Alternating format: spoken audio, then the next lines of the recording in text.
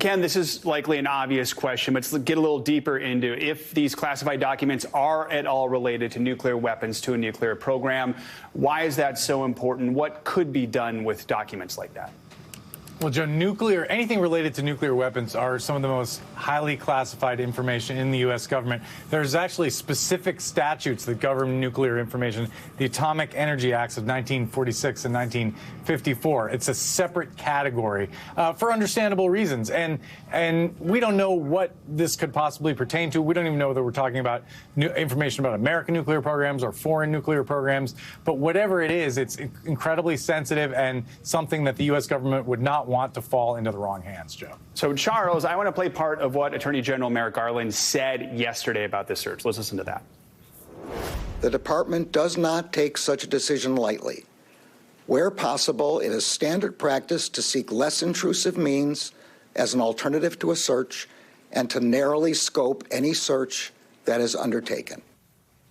So he's suggesting there was no other way to get these documents. We know there was this subpoena earlier in the spring. I mean, do you think this was the last resort? And at this point, I mean, we have to look at the possibilities here. Could it just be they did the search warrant, they wanted to get some documents, they got him back, that's the end of story? Or could we discover that there's much more to this as part of a deeper investigation? Well, I think that it's more likely that there's much more to this as part of a deeper investigation. I think that the justification for how they behaved in this way, how they went about their actions, it's substantiated by the notion of, look, we had a subpoena, they ignored the subpoena, so now we had to go to get a search warrant. That's all they actually need to establish in order to move in that way. And so I think he has legitimized the search warrant by explaining, look, we had a subpoena, we took every route possible before we got to this point so that it would be the least obtrusive means of trying to get the information that we need. So that on the surface supplies everything that he needs to reach what it is that he's done and to justify it. But it's more likely than not that this is part of a larger investigation, and this is not the last that we're going to hear of this. There's a reason that he wants the documents, and the fact that Trump has the documents and that they're at Mar-a-Lago, that's crime enough. That is a problem. That is a violation of federal law in terms of where those records are supposed to be housed and kept.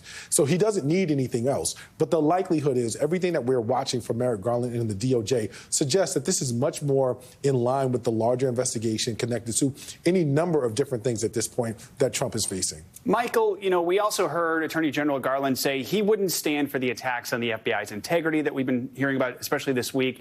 Yet here's what we heard from some Republicans in just the last 36 hours.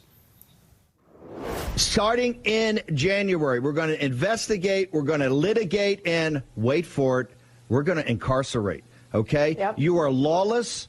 You're running this like a Gestapo. I do not trust the FBI. I don't trust the upper echelons of the Department of Justice. This corruption has run deep. It's been running deep since the Hillary Clinton email scandal. Frankly, we're very strong supporters of law enforcement, and it concerns everybody if you see some agents go rogue and if you see an agency that doesn't have the right checks and balances at the top. This is coming from the top. Who went rogue? Who went rogue? They were following a search warrant. We want to find that out.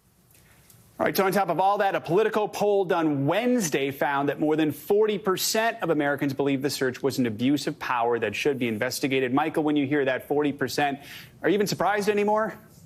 No, because it shows the effectiveness of getting out in front and defining a narrative. The Justice Department was rightly quiet. They don't talk about ongoing investigations. Trump goes out, along with his minions, to soil the soil, to tear up the ground and plant bad seeds. So that 40% doesn't surprise me. To Senator Ron Johnson, so you have no trust in the FBI. Did you not have that trust when they were investigating Hillary Clinton? Or did you stop having that trust because they're going after your boy?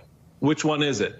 So you can see the hypocrisy and the lies. They're embedded in the thing itself.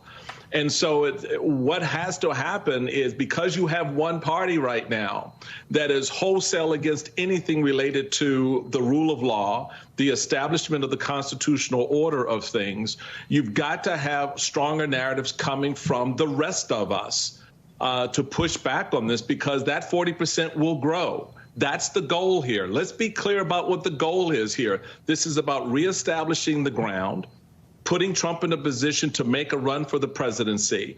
And when Steve Bannon says that we're going to do all these things, listen to what they're telling you, folks. Have a picture of your future right in front of you where they're going to be investigating and incarcerating. Who? Who are they talking about? So this is the ground we're on now. And that 40%, like I said, will grow if good people who stand for democracy are not in a position and do not place themselves in a position to push back. That 40% will grow. Ken, Charles, Carolyn, Michael, thank you all for kicking us off this hour. We appreciate it.